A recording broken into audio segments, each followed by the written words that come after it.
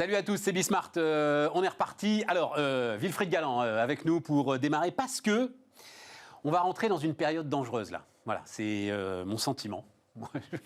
Je voulais vous en faire part. Et donc, Wilfried va nous expliquer ce qu'il en pense lui-même. Dangereuse, inflation, remontée des taux d'intérêt, banque centrale, tout ça, etc. Et tout. Il y avait les fragiles certitudes de ces 6 derniers mois sont peut-être un peu moins solides. Donc on va voir ça. Ce qui nous amènera d'ailleurs ensuite à discuter transformation des modèles, transformation des business. C'est un manager de transition qui viendra nous voir, directeur associé chez Valtus, spécialisé dans le retail d'ailleurs notamment. Donc on pourra avec lui discuter de tout ça.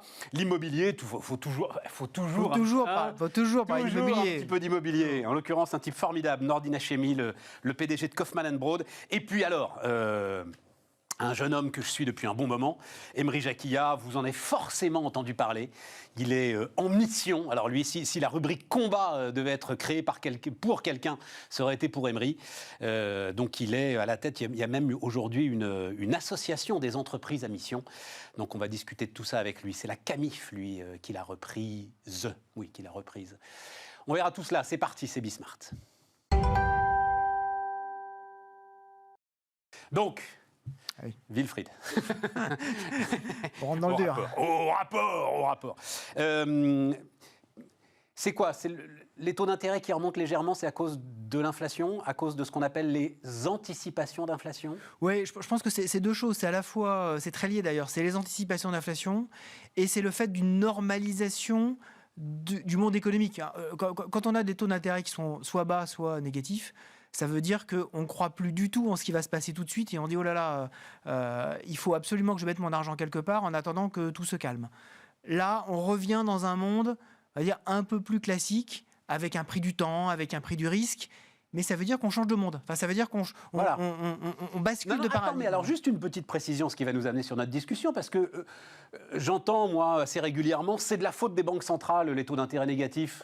Visiblement, non, puisqu'elles n'ont rien changé à leur activité, on est d'accord, Wilfried, au rythme de rachat et à l'ensemble de ce qu'elles avaient mis en place.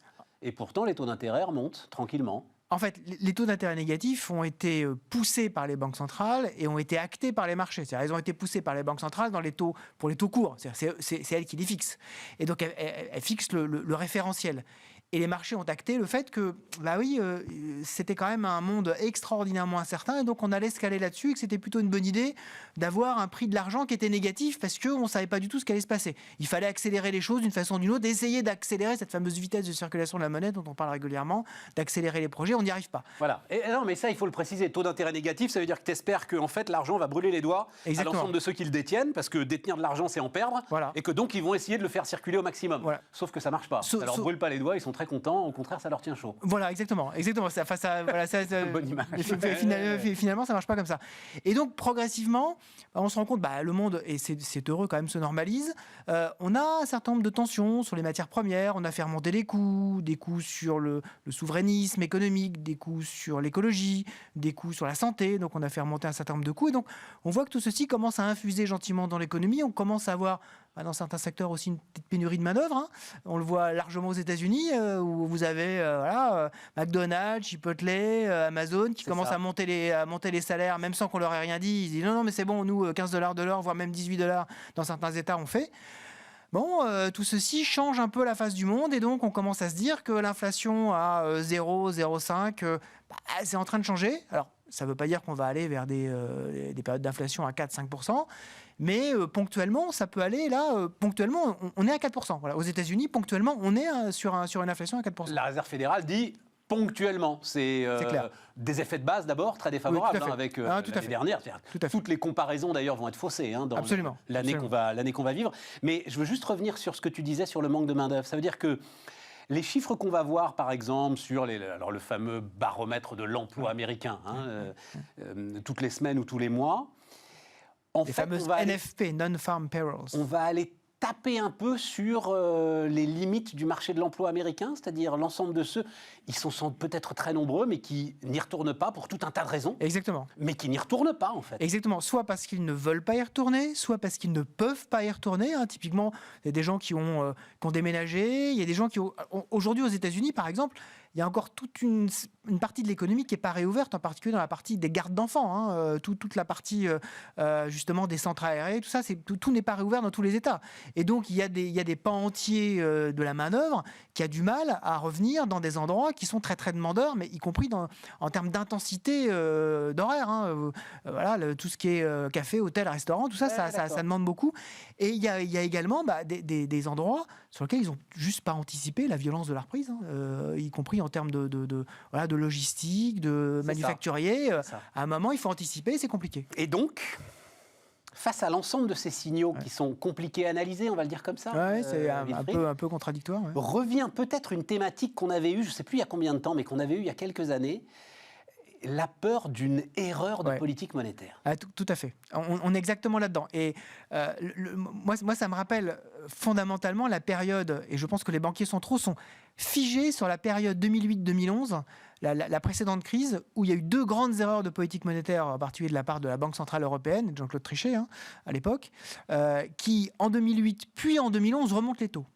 Donc juillet 2008 et juillet 2011, il se dit, attention, le prix du baril de pétrole est en train de monter très fort. En avril 2008, le prix du baril de pétrole est à $140, hein, on l'a oublié, $140 en avril 2008.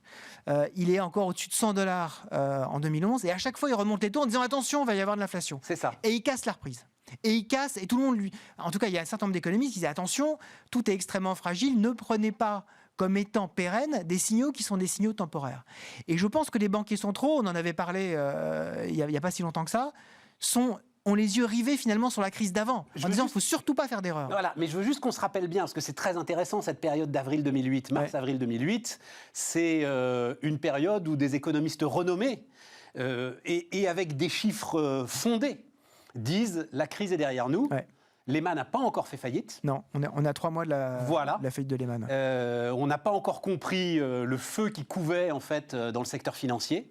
Je me souviens très bien de la phrase, je la connais par cœur, la phrase de Daniel Bouton en présentant les résultats de Société Générale. Nous sommes face à l'explosion d'une colossale bulle de crédit, mais en tant que banque, nous y sommes peu exposés.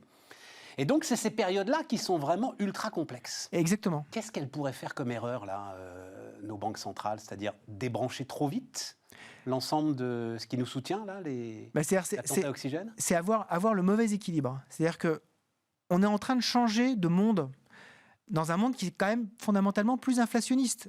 On a des tensions inflationnistes. Ça, pour toi, c'est une certitude. Il va être plus inflationniste. Je ne dis pas qu'il va être aussi inflationniste que dans les années 60-70. Coût de santé. Voilà, coût de santé, coût écologique, coût de souveraineté, coût social. Ce qu'on voit très bien qu'il y a une pression pour réduire justement les inégalités. Et ça va devenir de plus en plus fort. Donc, on va arrêter d'avoir une inflation à 0,05. On va aller effectivement vers cette inflation peut-être légèrement supérieure à 2. C'est pas dramatique, hein, au contraire, ça va donner peut-être un petit peu plus de souplesse dans pas mal d'endroits. Mais les banquiers centraux ont du mal à se dire, est-ce que je change véritablement de monde? Donc le soutien que j'ai aujourd'hui, est-ce que si je le retire, je vais faire tomber un certain nombre de mécanismes financiers qui vont casser la reprise et donc je vais tout casser? Et donc, comment je crée cet équilibre-là? La référence à 2008 d'ailleurs, parce qu'on sait maintenant à quelle vitesse, à quelle vitesse ça peut se casser. Exactement. Et pareil pour la référence d'ailleurs à 2011. 2011, c'est la crise grecque. C'est-à-dire qu'on est en avril 2011, au moment où Jean-Claude Trichet commence à dire « je vais remonter les taux », il les remonte en juillet 2011. La Grèce, le tsunami se déclenche le 4 août 2011. Il se déclenche un mois après. Et donc tout le monde C'est parce qu'il les a remontés qu'il se déclenche? Ça a participé, ça a été la petite goutte qui a fait paniquer un peu tout le monde. Et une fois que la panique est arrivée, c'est quand même très très dur de stabiliser tout ça. Donc il faut arriver à la fois à normaliser... C'est un an après Mario Draghi? Mario Draghi, c'est un an après. C'est un an après qui calme tout le monde, avec le fameux whatever. Exactement, c'est juin 2012 où il dit voilà, and believe me, it will be enough. Et ça, c'est quelque chose qui est vraiment dans la tête des banquiers centraux. Et donc, il faut qu'ils arrivent à trouver l'équilibre entre, en fait, comment on change de monde, y compris dans le monde des banquiers centraux. Comment on passe d'un endroit où je dis je veux surtout pas que la liquidité s'effondre et faire s'effondrer le crédit, à un monde où la liquidité est très importante. Et donc, il faut arriver à ne pas... Non, mais je comprends. À ne pas avoir des mécanismes inflationnistes qu'on regarde avec une espèce de dérision en disant mais tout ceci en fait n'existe pas. Non, ça existe. Ça n'est pas comme évidemment les mondes sont différents. On n'est pas comme en 1960-1970. Ça n'est pas vrai. Mais on crée pas mal de conditions pour que l'inflation remonte. Avec 2 choses alors. qui sont peut-être encore un peu plus inquiétantes.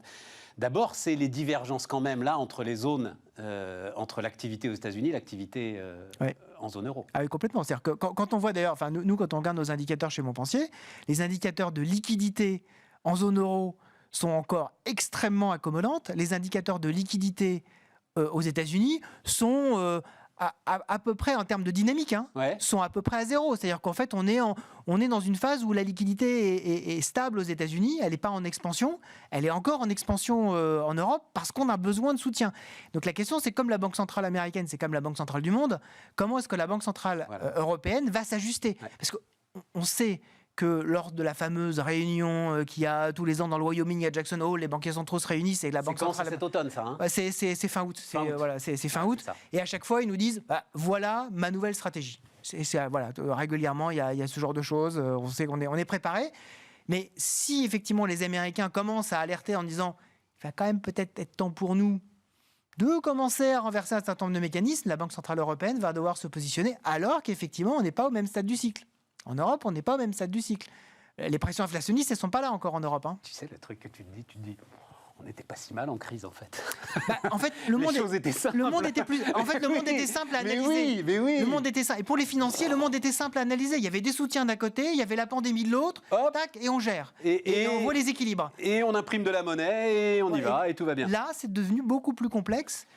Il va falloir s'adapter. Une question qui va peut-être pas plaire à tout le monde, mais le fait que ce soit deux avocats qui soient à la tête et de la Réserve fédérale et de la Banque centrale européenne. Deux avocats. Tout à fait. Pas des experts de la politique monétaire. Pas des économistes. Pas des économistes, etc. Pas des professeurs.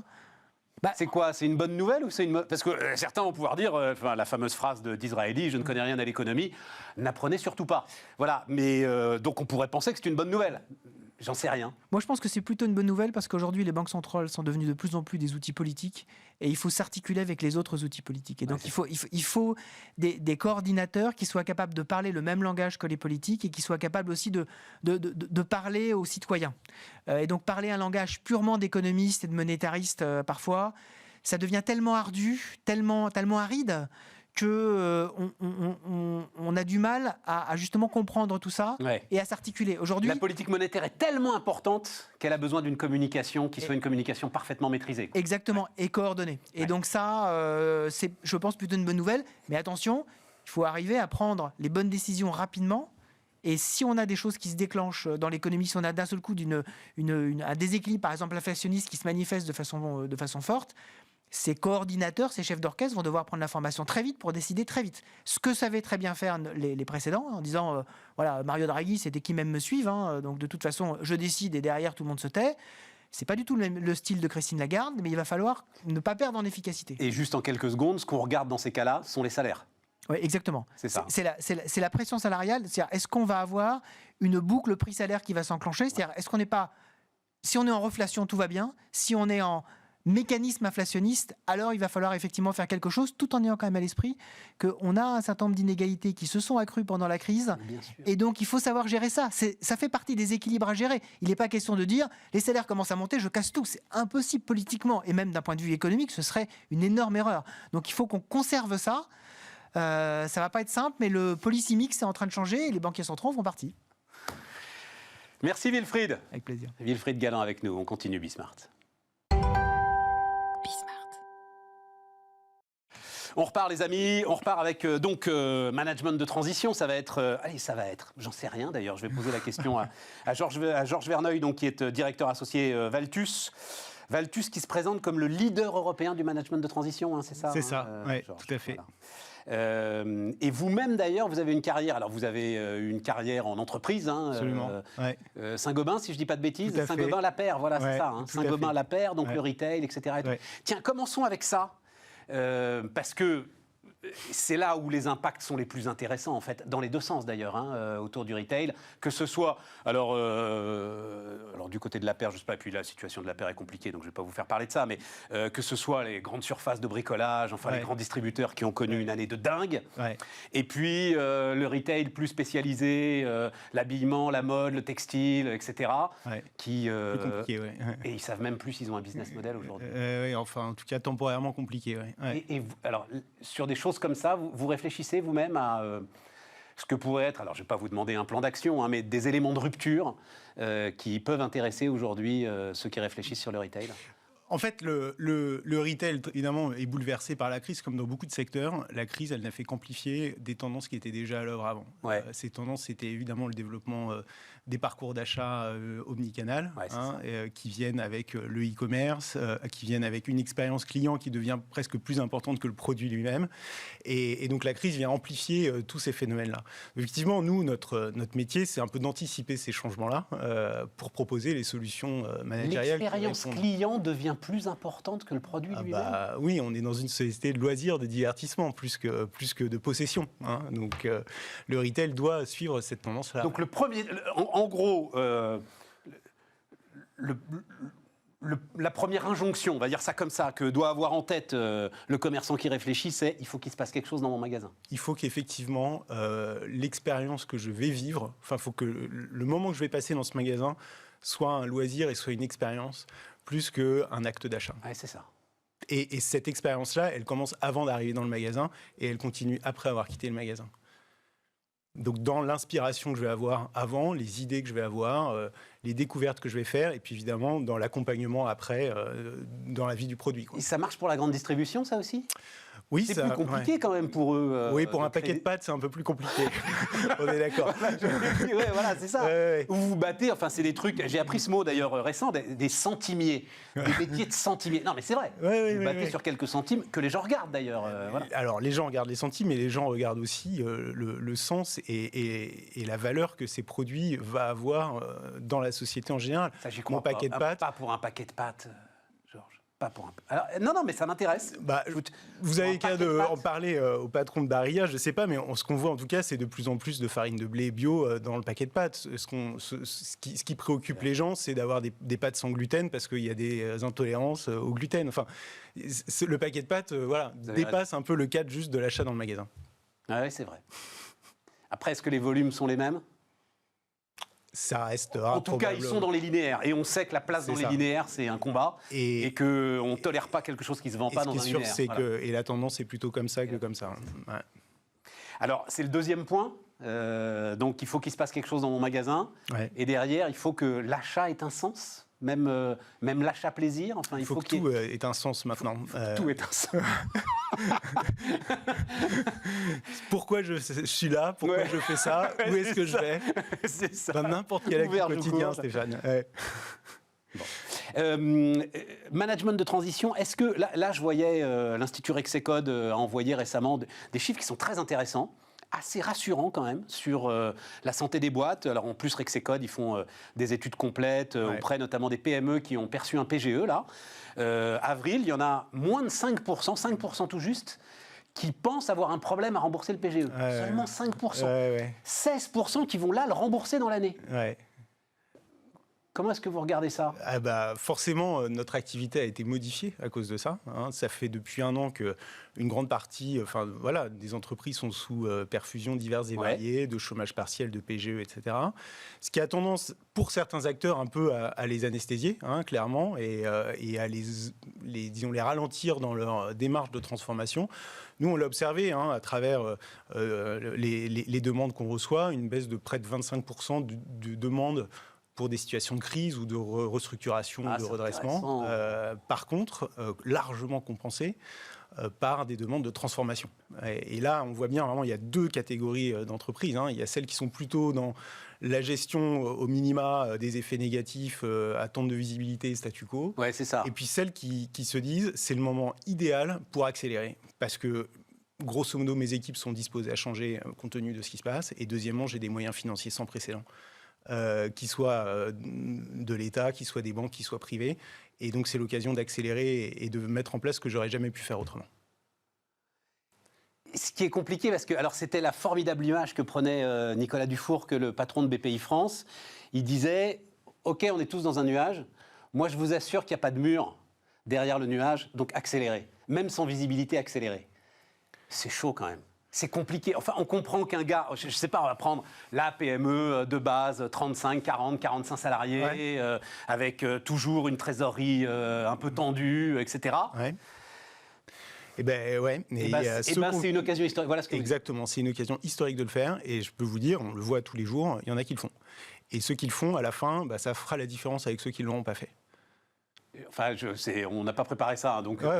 Mais vous avez un exemple en tête? Oui. Par exemple, une ou deux histoires. On accompagne aujourd'hui une entreprise qui recycle des pièces automobiles et qui a décidé d'investir dans un outil industriel sans précédent pour créer la première usine de déconstruction automobile avec des investissements très conséquents et qui investit en même temps que leur outil industriel dans les hommes, et qui va chercher à structurer son organisation et à faire un pas de géant à cette occasion. Parce qu'aujourd'hui, la pièce issue de l'économie circulaire va prendre un essor phénoménal.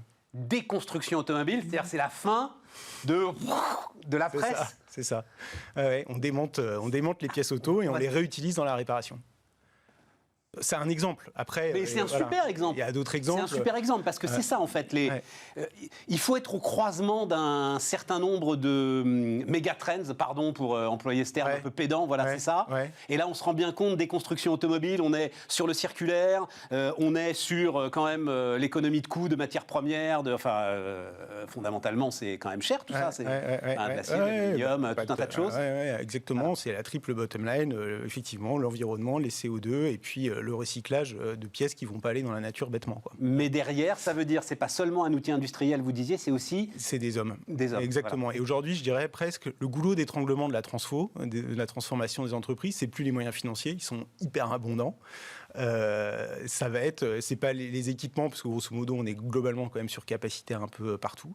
C'est les hommes et les ressources et les compétences. Et donc, les entreprises qui vont réussir à se transformer sont celles qui vont réussir à garder les talents, à attirer des nouveaux talents, à les fidéliser. Et aujourd'hui, le boulot, il est là. Et enfin, il faut avoir des idées aussi. Oui, il faut avoir... c'est la base, il faut avoir une vision, un cap. Non, parce qu'il faut qu'on parle de la structure des entreprises françaises, de l'entrepreneuriat français, etc. La falaise démographique dont tout le monde nous parle, les baby-boomers, etc. Ils sont aussi dirigeants d'entreprise. Et ils sont aussi, j'en sais rien moi, à un âge majoritaire, 55, 60 ans. Est-ce que vous avez la force de vous projeter? Est-ce que vous avez l'imagination de vous projeter? C'est là que vous débarquez, c'est là que vous êtes utile, c'est là qu'il faut apprendre à transmettre, c'est là que... Alors effectivement, on accompagne les entreprises dans ces dynamiques de transmission, parfois pour leur donner un nouvel élan, effectivement, parfois pour apporter cette énergie qui peut manquer. Et puis, mais souvent, on accompagne des dirigeants qui ont déjà cette vision, cette stratégie, mais qui ont aussi besoin des bras pour l'accomplir. Et d'avoir surtout des gens qui sont capables d'entraîner les équipes et de donner ce sens et de structurer cette transformation. Et alors, on revient sur ces histoires enfin, on va en reparler d'ailleurs, on va parler de plus en plus, on ne va parler que de ça, d'entreprises à mission, de raison d'être, de choses comme ça. Il faut aller au bout des démarches, de toutes ces démarches-là, aujourd'hui, Georges ? Tout ça, ça existait avant la crise Covid, on en parlait déjà. Ce qui est sûr, c'est que depuis un an, le rapport au travail des gens a été bouleversé, profondément. C'est-à-dire que autant c'était déjà là avant, et effectivement les gens se contentaient de moins en moins d'un travail juste tâche d'exécution. Je suis récompensé quand je fais bien, je suis contrôlé. Ça déjà, les gens se saturaient un petit peu avec ça. Mais ce qui est sûr, c'est qu'avec la crise qu'on a traversée, les drames personnels que certains ont vécus, etc., le sens et la signification de ce qu'on fait est devenu plus que jamais importante. Et pour un management, pour une organisation, pour qu'elle perdure et qu'elle se transforme, il faut effectivement que cet exercice du management prenne ça en compte et effectivement donne du sens, manage par la confiance, le télétravail, comment peut-on manager autrement que par la confiance ? Et puis sache reconnaître les personnes, en particulier leurs émotions, leurs problèmes, leur anxiété, leur angoisse, et en tienne compte dans leurs relations quotidiennes de management. C'est le chef Yannick Aleno qui a prononcé une phrase que je trouve géniale il y a la semaine dernière. J'avais construit ma carrière, toute ma carrière sur l'autoroute. Là, j'ai dû m'arrêter sur la bande d'arrêt d'urgence. Et j'ai vu des trucs que je ne réalisais pas. Et on a tous un peu vécu ça. Ah ouais, tout ça. On a eu le temps de réfléchir, en fait, à ce qu'on faisait. Exactement. Et effectivement, dans le management, c'est pas des choses qu'on avait l'habitude de faire. Y compris vous, Georges. C'est-à-dire que manager de transition dans même mon imaginaire à moi, Ça reste quand même, bim, j'arrive, cost killer, donnez-moi le bilan, clac, clac, clac, clac, au revoir monsieur, etc. Ça, c'est effectivement peut-être l'image véhiculée par un management de transition, mais aujourd'hui, quelle entreprise fonctionne comme ça, Stéphane? C'est fini. C'est fini. Enfin, un manager de transition, il doit arriver. Sauf quand c'est vraiment la cata. l'alerte absolue. Quoi. La Voilà, cata. Mais là, mais même pas, oui. Depuis un an, c'est fini ça. Enfin, je veux dire, aujourd'hui, on a entre guillemets le luxe d'avoir le temps de reconstruire, quoi. Et donc, pour reconstruire, il faut commencer par s'asseoir, par écouter, par comprendre. Parce que finalement, il n'y a que comme ça que vous pouvez transformer. Hein. C'est pas du bottom-down, autorité, contrôle. Il faut que ça vienne d'en bas. Donc, il faut commencer par s'imprégner de ça, pour pouvoir ensuite faire évoluer les méthodes, les processus, les outils. Et puis surtout, ce qui leur tient à cœur, ces managers de transition-là, c'est qu'après qu'ils sont partis, que ce qu'ils ont transmis reste Je crois que et perdure. C'est important. Et c'est eux, le sens de leur vie, c'est ça, eux.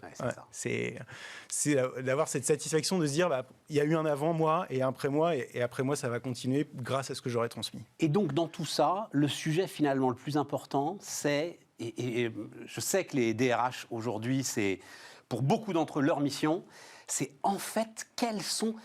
Il y a sans doute des gisements de compétences dans l'entreprise que je ne connais pas. Il y a sans doute des gars qui sont capables de faire des choses en fait que je n'imagine pas. Ouais. Et avoir un réel bilan de toutes les compétences de tous les hommes et les femmes de l'entreprise, c'est compliqué, ouais. C'est compliqué, mais c'est sans doute peut-être le boulot le plus important là. C'est effectivement parce que tu de dénicher les diamants cachés, puis surtout, mais de les faire ressortir. C'est-à-dire que parfois les diamants ils sont bruts. Faut aller quand même les tailler un petit peu pour que ça se mette à briller. Donc et ça, c'est un accompagnement managérial quotidien de proximité pour effectivement que les gens s'engagent petit à petit et aient envie de se dépasser, quoi. Y compris avec des dispositifs d'incentive qu'on donne aux managers pour justement faire briller leur talent. Quand vous dites initiative, c'est genre bonus, etc. Ah bah oui, il y a un moment quand même. Un moment quand même, et dire tu vas être jugé... Enfin, ta performance finalement est complètement réévaluée, et c'est peut-être sur la façon dont tu vas faire émerger un certain nombre de talents. Oui, alors évidemment, il faut qu'il y ait des incentives et que la rémunération soit juste, sinon voilà, ça ne marche pas. Mais ce côté, je travaille pour une carotte, ça c'est dépassé. Oh non, mais non. Si, je vous assure. Mais non. Ça suffit pas en tout cas. C'est peut-être nécessaire, mais c'est pas suffisant. Pour faire bouger les choses, il faut savoir. Il faut convaincre. Ce que vous dites. Oui, puis il faut surtout avoir de la reconnaissance et être convaincu que ce qu'on apporte va être utile. Pourquoi je suis là ? Enfin, c'est à la fin de la journée, c'est pas ce que j'ai gagné qui me fait lever le matin, quoi. Ah si, quand même. Sérieux ? Non mais. Peut-être certains. Ça m'intéresse, hein, mais peut-être certains, mais le plus grand nombre, non, quand même. De moins en moins, je pense. Et plus vous rajeunissez, et moins c'est le cas. Donc il y a bien. Mais c'est peut-être le luxe de notre société qui permet ça. Parce que... ça c'est clair. Voilà. Non mais heureusement, dites donc. Voilà. Ah oui, heureusement. C'est des années de progrès sociaux. C'est ça. C'est l'ensemble de ceux qui ont bossé avant nous et qui se sont battus avant nous. Ouais. Mais ça veut dire, juste pour finir, en fait, il y a un monde d'après, donc. Il commence maintenant. Il commence maintenant. Après, ce qui est sûr, c'est que certains vont peut-être avoir du mal à se projeter dans ce monde d'après. Hein, ça, c'est vrai. Mais à la fin du fin, ce qui fera la différence, c'est effectivement ceux qui se seront projetés le plus tôt possible. Votre conviction, c'est que c'est pas une parenthèse qui se referme. On est beaucoup à se dire, c'est juste une parenthèse qui se referme. Tout va recommencer comme avant. Et vous dites non. Si vous pensez ça.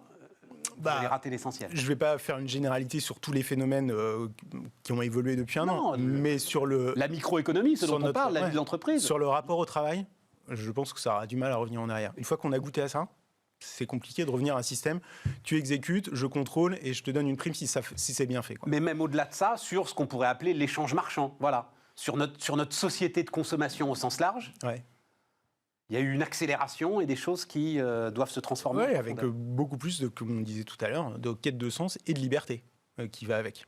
Parce que derrière le télétravail et cette nouvelle forme de rapport au travail, pourquoi y a-t-il autant de gens qui deviennent indépendants, qui prennent une franchise, qui deviennent vendeurs indépendants, agents, etc., managers de transition ? C'est ça aussi, cette quête de liberté qui va derrière ça. Une fois qu'on a goûté à la liberté, Stéphane, c'est difficile de revenir en arrière. Il paraît. Georges Verneuil, le directeur associé chez Valtus, était notre invité sur Bismart.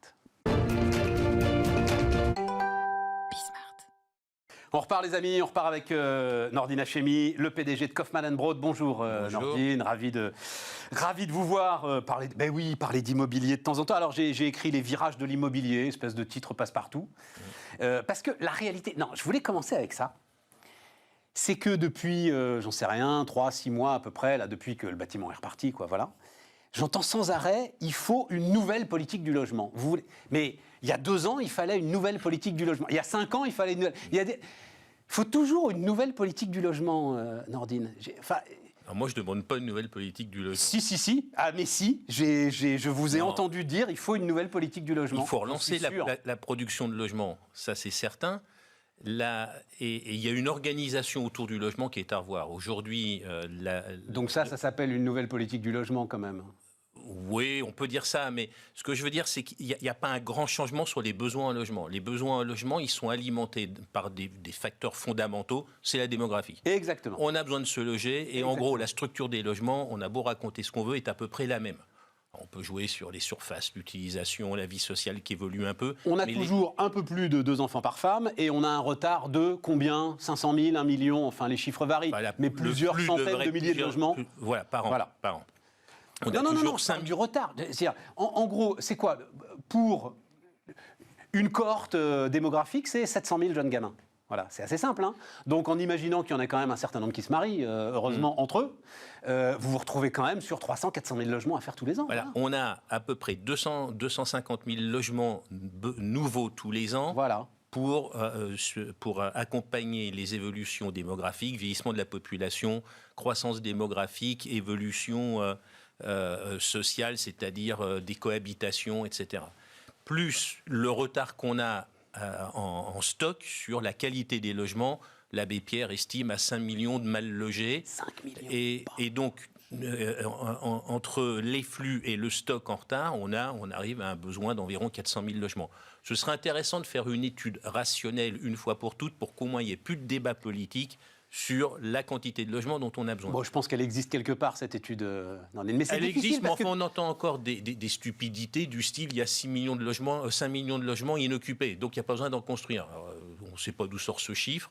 C'était une chronique sur une radio il n'y a pas très longtemps. Il faut arrêter d'écouter tout de suite. Voilà, qu'on ne citera pas. Mais voilà, on a décrété, pour justifier l'inaction sur la construction de logements, on arrive toujours à trouver des justifications à droite à gauche qui n'ont pas de sens, qui ne sont pas alimentées.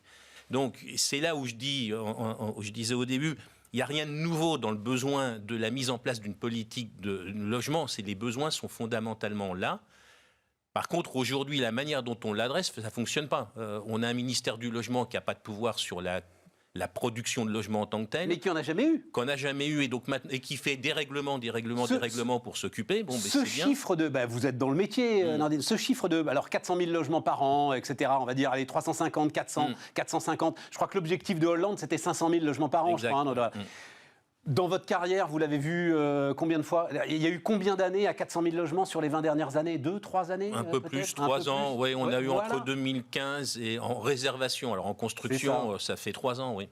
Et aujourd'hui, on est à nouveau sur un blocage où on mélange tout, on s'appuie sur la crise sanitaire, alors qu'il n'y a pas un grand rapport. Mais qui est on? En fait, c'est ça le truc, c'est qu'à chaque fois, on n'arrive pas à identifier le nœud. Moi, à un moment, et ça aussi, je vous ai entendu, c'était très intéressant, parce qu'à un moment, j'avais été convaincu, je ne sais plus par qui, que c'était les élus locaux le problème. Et qu'en gros, grande cause nationale, pendant, j'en sais rien, 5 ans, c'est les préfets qui délivrent les permis de construire, personne ne bouge, boum, on construit, plan Marshall, et on voit où on en est. Et vous dites très justement, c'est impossible, Nordine, de faire ça. Moi, j'y crois pas. À la fin, déjà, quand le maire soutient le projet, on a des recours. D'accord ? Ça veut dire que le maire qui connaît sa population, qui connaît ses habitants, qui a été élu par cette même population, a du mal à faire accepter des projets. Maintenant, imaginez, c'est un projet qu'on fait contre le maire et contre la population. Ouais. Vous croyez que ça va se faire comment? On ne va pas envoyer des chars d'assaut pour construire des logements. À la fin, ça veut dire les CRS autour du chantier, quoi. Oui, mais ça n'existe pas, ce monde-là. Je comprends. Donc, ça doit se faire avec les maires. Il faut plutôt essayer de comprendre. Et là aussi, c'est pour ça que je dis qu'il n'y a rien de nouveau. Quelle est la problématique des maires? Alors, aujourd'hui, ils ont un nouveau problème, les maires. C'est que ils voient bien l'arrivée de nouvelles populations quand ils construisent des logements. Jusqu'à présent, ils avaient la taxe d'habitation pour financer les besoins générés par cet afflux de population. Là, il n'y a plus la taxe d'habitation. Il y a une promesse de compenser. Alors, mais quand on compense, on regarde dans le rétroviseur, on ne regarde pas dans le futur. On ne compense pas en anticipant. Alors, on a rajouté des choses en disant on va donner des subventions aux maires bâtisseurs. Mais vu de la fenêtre des maires, ce n'est pas une subvention, ce n'est pas une carotte, c'est simplement pour couvrir des besoins. Mais oui. Et quand l'État est pauvre, la promesse de l'État de compenser, vous mettez-vous à la place des maires, ils doutent.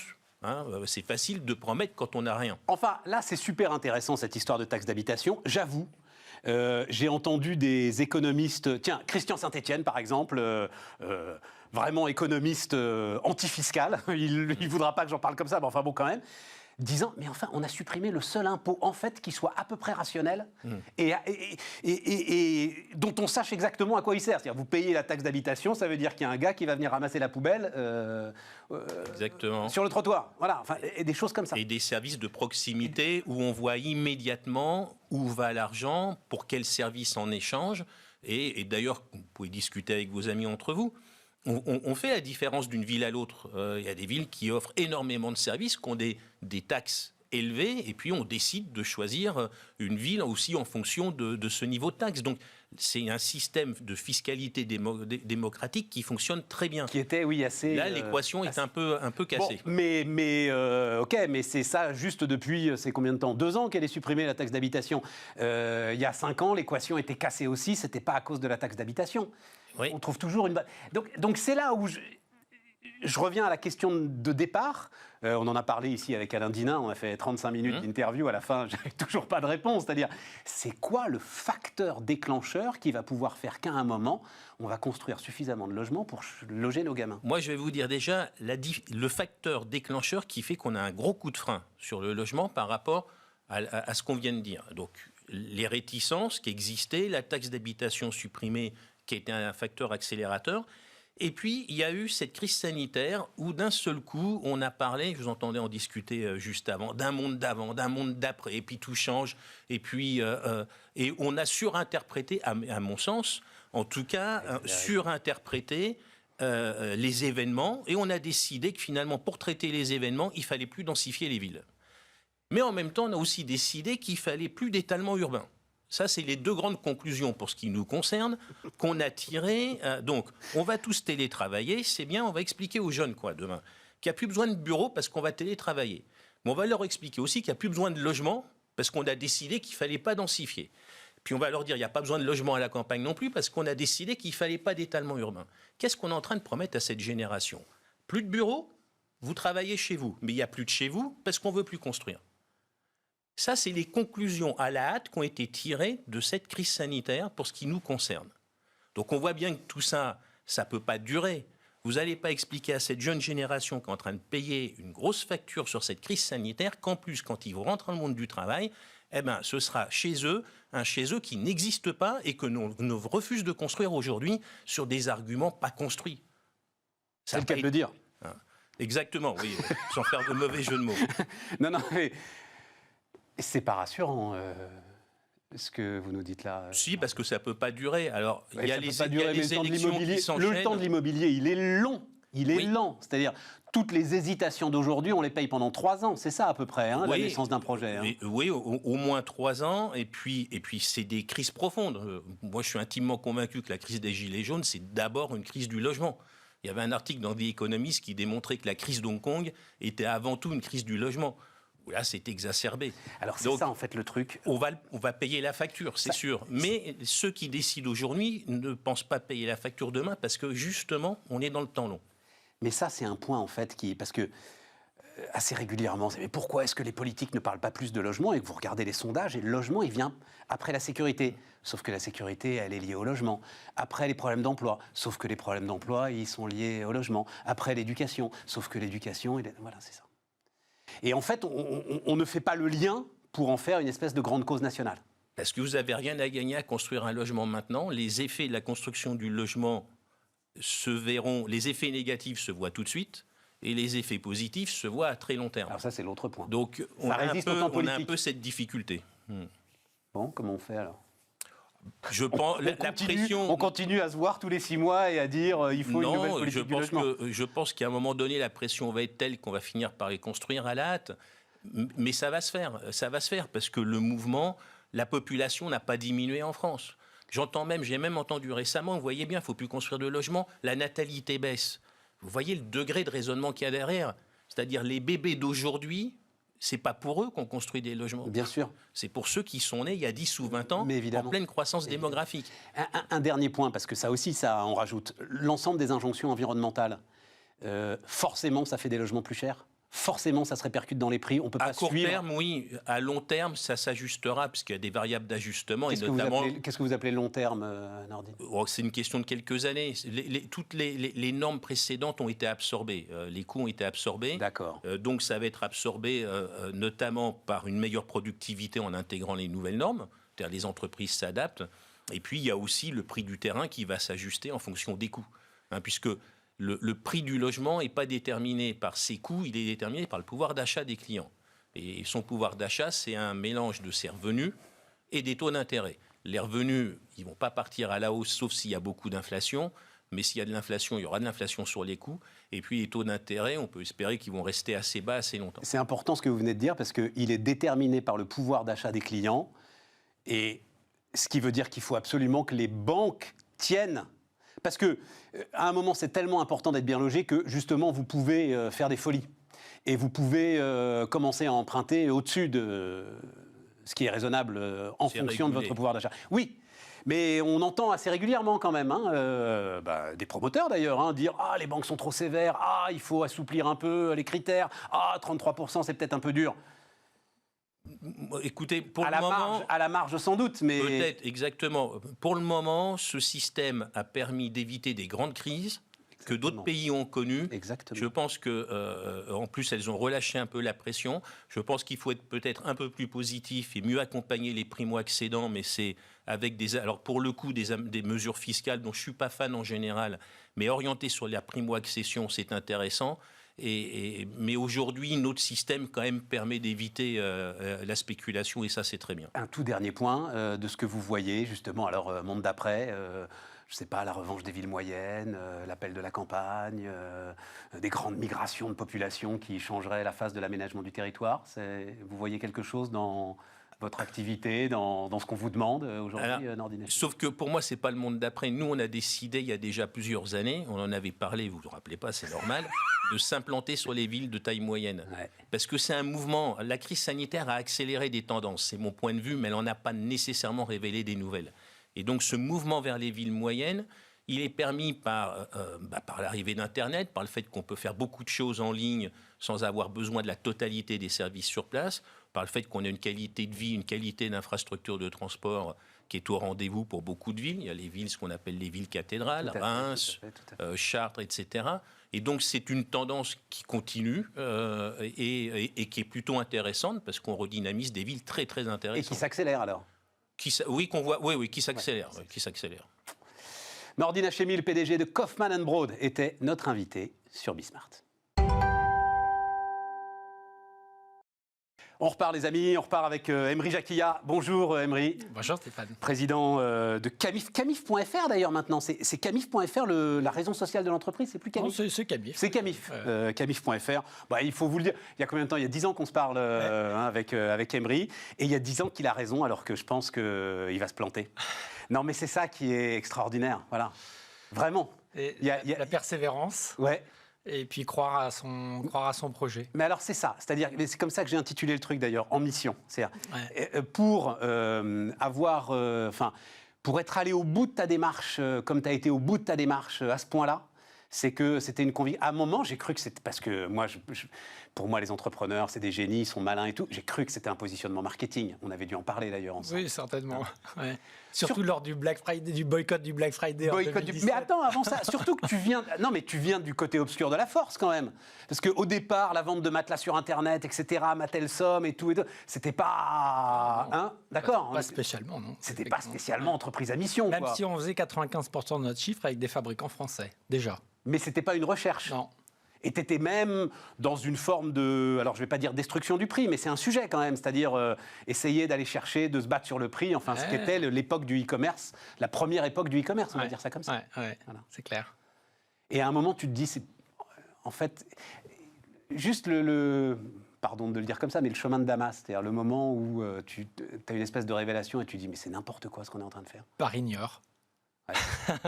Quand tu arrives à la Camif, tu arrives à Niort. Pour aller relancer Camif, et là je découvre plein de trucs, et dans les 6 premiers mois de construction du projet, je me dis, en fait, là, il y a une opportunité incroyable pour faire un modèle alternatif qui défend une consommation responsable, le Made in France, qui a une marque qui est très forte, qui a des valeurs, et on va pouvoir construire quelque chose d'incroyable avec ça. Mais alors donc c'est un positionnement marketing alors? Mais non, parce qu'en plus c'est bien de le faire. Non, mais c'est évident que c'est bien de le faire. Il n'y a pas d'autre choix. Il n'y a pas d'autre choix possible. Donc, c'était une nouvelle Camif qu'il fallait inventer, en même temps qu'aujourd'hui, il faut inventer une nouvelle économie. Plus locale, plus circulaire, moins gourmande en ressources, plus soutenable et plus inclusive. C'est au cœur du projet et de la mission de Camif. On va en parler, mais restons autour de Camif. Donc, très belle année 2020. J'ai regardé avec... D'ailleurs, tu publies tes chiffres. Et tu es persuadé, donc parce que... alors, on ne l'a pas dit, mais Camif, c'est de l'ameublement, etc. Et je crois que toutes les boîtes qui font de l'ameublement ont connu une très belle année 2020, on l'a expliqué, voilà. Le confinement, tout ça, il faut que je sois bien chez moi. Mais toi, tu es persuadé que c'est aussi une adhésion aux valeurs que tu portes? Nous, on pense qu'on a 3 voiles qui ont vraiment tiré le bateau Camif l'année dernière. Et la première et la plus forte, c'est le passage à l'acte de nombreux citoyens qui passent à l'acte sur la consommation plus responsable, qui ont consommé moins. On a massivement déconsommé, de plus de 200 milliards, je crois. Oui, mais ce n'était pas une volonté, c'était une obligation. Ah bah oui. Mais qui, du coup, consomment mieux.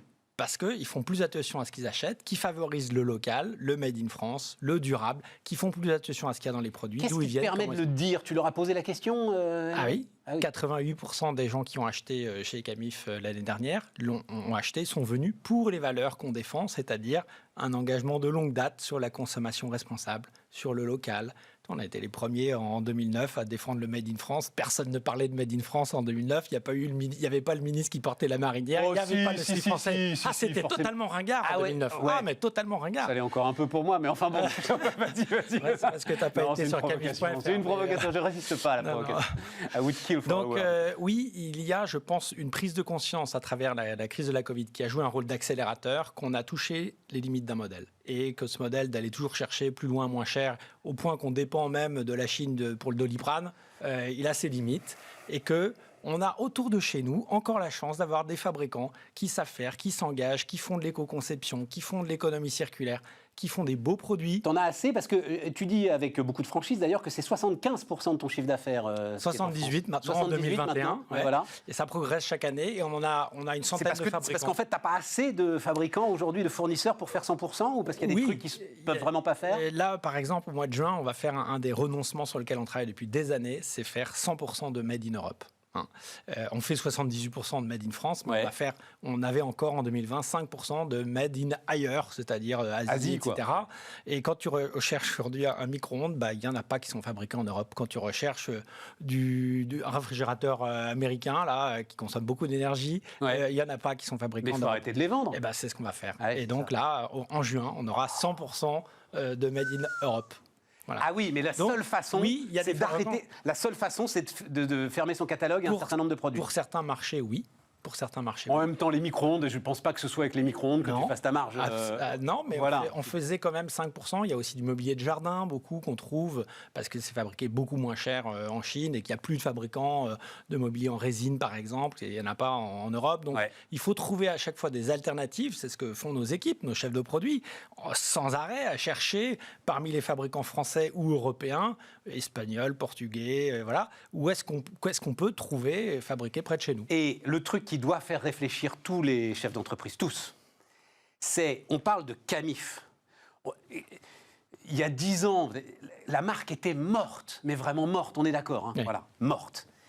45% de tes clients ont moins de 45 ans aujourd'hui, et les clients de moins de 30 ans sont aussi nombreux que ceux de plus de 60 ans. Ouais, ça, c'est vraiment une réussite. Oh, mais c'est un truc de dingue. On en est hyper fiers parce que ça veut dire qu'on a réussi à transformer le modèle. Mais c'est ça. Et à transformer sans changer le nom. T'es pas obligé de changer la marque. Non, la marque, elle est quand même très forte. Au contraire, oui, voilà, c'est et même nos nouveaux clients aujourd'hui, c'est un peu la Madeleine de Proust. Ils en ont entendu parler quand ils étaient jeunes, leurs parents, leur oncle, machin. Fallait qu'ils soient fonctionnaires pour en avoir entendu parler.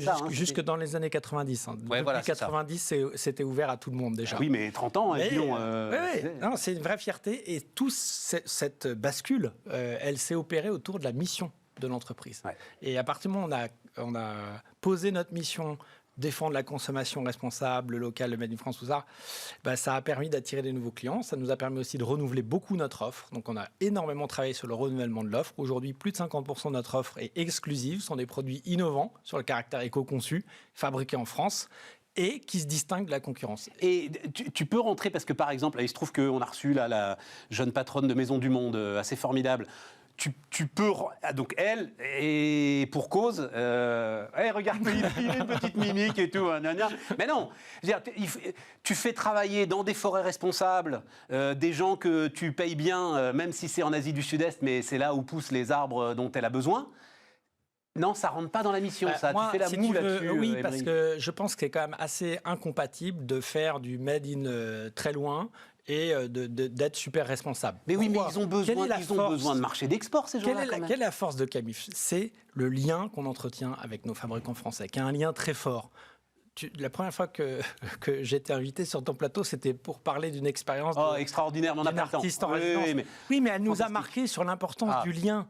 Et c'est ça qui fait notre différence. C'est qu'on connaît nos fabricants, on va les voir, on les rencontre régulièrement. Bon, c'est des fabricants français, ils ne sont pas loin, donc c'est plus facile. Et donc, je pense qu'il y a objectivement, si tu veux faire du contrôle de sa chaîne de valeur quand elle est faite à l'autre bout du monde et que tu as 5 intermédiaires, que le bois vient d'Europe, part en Chine et revient en Europe. Non, là, c'est pour des bois qu'elle a en Asie, justement. Malheureusement, en fait, les grands acteurs de la distribution, c'est ce qui se passe. C'est-à-dire que les bois viennent d'Europe, partent en Chine ou en Asie et se font transformer, reviennent en pas d'autres particules chez nous. Ça, moi, je pense qu'il y a des limites à ce modèle-là. C'est juste un non-sens et qu'il faut changer. Et c'est le modèle qu'on prône, d'ailleurs. Oui, et force est de constater que tu as eu raison. On s'est aussi écharpé sur la loi Pacte et sur la raison d'être. Et je t'ai dit, mais vous faites une folie, etc. Et tout, j'avais tort, complètement tort. Mais non, mais ça se passe très, très bien. Et c'est même, en fait, devenu indispensable, finalement, pour les entreprises que d'émettre d'autres signaux. C'est clair. Que de la production. Et aujourd'hui, il y a une exigence croissante, c'est aussi ce qui a changé avec la crise de la Covid, des citoyens, des consommateurs et des collaborateurs. Tout ça, c'est la même personne, sur l'engagement des entreprises. Et le meilleur marqueur de l'engagement de l'entreprise, c'est justement sa marque et son engagement en termes de mission, sa mission. Et donc, clarifier sa mission, ça permet à chacun de comprendre ce sur quoi l'entreprise est engagée. Voilà, donc nous, on a 5 objectifs de mission qu'on a inscrits dans nos statuts en 2017. C'était assez largement avant la loi Pacte. Mais là tu étais first. Sur la mission, tu étais premier. Pacte est arrivé. On a d'ailleurs créé une association pour la communauté des entreprises à mission. Vous êtes combien d'ailleurs? Parce que j'ai cherché des chiffres. Vous êtes 88 aujourd'hui, c'est ça, Emery? Alors, non. 88, c'était le nombre de sociétés à mission à fin 2020. Ouais. Aujourd'hui, il y a 166 sociétés à mission. Donc en 4 mois, on a fait quasiment doubler. Et vous avez l'impression que vous allez changer d'échelle totalement là? Ah, complètement. Parce que là, on est 200 entreprises dans la communauté des entreprises à mission qui sont en chemin. Toutes ne sont pas encore sociétés à mission, mais il y a une vague qu'on ne voit pas. C'est toutes celles qui travaillent en ce moment à définir leur raison d'être, à traduire leur raison d'être en objectifs de mission, à clarifier un peu leurs actions, à faire les premiers renoncements. Voilà, parce que la mission, c'est chaud quand même. Il faut un comité de mission. Enfin, c'est des engagements qui sont des engagements beaucoup plus lourds que la raison d'être. Oui, mais la raison d'être n'a pas grande raison d'être, si je peux me permettre ce petit jeu de mots. Parce que, en fait, ce qui est important, c'est comment on peut transformer nos entreprises, transformer nos modèles. Et la meilleure façon, c'est, une fois que tu as posé la raison d'être, c'est de définir des objectifs de mission, que tout ça soit dans les statuts, parce que ça permet l'alignement des actionnaires par rapport à un projet qui est beaucoup plus large que juste faire du profit entre actionnaires. Et puis, il y a le comité de mission qui va te mettre dans une boucle d'amélioration continue pour améliorer chaque année le profil positif de ton entreprise. Moi, je le dis for the record, mais continue à faire du profit entre actionnaires, ça reste, je continue à penser que ça reste indispensable. le plus beau moteur, non, le seul moteur sur lequel on puisse compter, tu vois, Emery. C'est-à-dire, voilà, à un moment, c'est le seul moteur qui s'arrête jamais. C'est le gage de la pérennité de l'entreprise, mais ça ne doit pas être le but ultime de l'entreprise. C'est toute la différence. Enfin, ça peut encore l'être. Si certains ont envie de continuer comme ça va. Tu veux bien... Très bien. Tu veux bien les tolérer. Moi, je suis très ouvert. Je pense que c'est un outil pour les dirigeants d'entreprise. Faire le chemin de la société à mission, c'est un formidable outil. C'est un outil stratégique incroyable. C'est un levier d'engagement pour les collaborateurs parce que ça clarifie le sens. Ça donne une boussole pendant les crises. Et c'est un levier d'innovation. Nous, le chemin qu'on a mené depuis 2017, c'est incroyable la transformation qu'on a pu faire avec la mission, parce qu'on est en train de passer d'un métier de distributeur à un métier d'éditeur. On développe nos propres collections avec des designers, des experts d'économie circulaire, des fabricants français. Ça, ça nous protège de l'hyper-concurrence que tu évoquais tout à l'heure sur le e-commerce. Et en te transformant, tu transformes tes fournisseurs, évidemment. On transforme toute la chaîne de valeur. Oui, voilà, c'est ça. C'est extrêmement vertueux. Donc c'est un bel outil, franchement. C'est un chemin qui mérite d'être cheminé ou d'être partagé en tout cas. Et c'est pourquoi on a créé cette association avec 3 objectifs. Partager entre pairs, parce que c'est un chemin qui est long aussi. Parfois, il faut faire des renoncements. Voilà, le renoncement qu'on opère en mois de juin, mais oui, c'est super 5% de chiffres qu'on perd. On va aller les chercher ailleurs, on va les trouver. Ça va renforcer la clarté de notre marque en même temps. Tu vois, donc il y aura des effets bénéfiques à ce renoncement. Et les renoncements d'aujourd'hui, c'est les profits de demain. Est-ce qu'on peut faire ça en allant mal ? Parce que ce qu'on peut se dire aussi, c'est qu'on peut faire ça quand ça va bien. Oui, alors c'est ce qu'on craignait avec la crise de la Covid, c'est que ça mette un peu en pause toutes les démarches. En fait, on ne constate pas ça. On constate qu'au contraire, les chefs d'entreprise ont profité de cette crise pour se poser encore plus vite cette question. Et ils ont compris qu'aujourd'hui, l'engagement, ça rimait avec la performance. Et ça sera... C'est vrai, l'étude de Bank of America, Merrill Lynch, montre que les entreprises les plus engagées, socialement, environnementalement, ont 5 à 10 points de croissance de plus en termes de valeur en bourse par rapport aux autres. J'adore que tu cites Bank of America, Merrill Lynch. C'est le diable vous dit que le paradis, c'est peut-être pas mal. Eh ben oui. C'est ça, c'est pas mal ça, le truc. C'est un bon signal. C'est un bon signal. Bon, en tout cas, à te voir, ça a l'air de rendre heureux. Oui, absolument. Ça rend quand même au-delà de tout. Mais c'est plus important. La quête. Le chef d'entreprise. C'est le seul truc qu'on cherche. Le chef d'entreprise aussi, il a besoin de sens. Ah, mais j'espère bien. Ça donne un sens incroyable à ton chemin de chef d'entreprise. À bientôt. Merci Stéphane. Emery Jacquilla, donc le président Camif, était notre invité sur Bismart. Les amis, on se retrouve demain.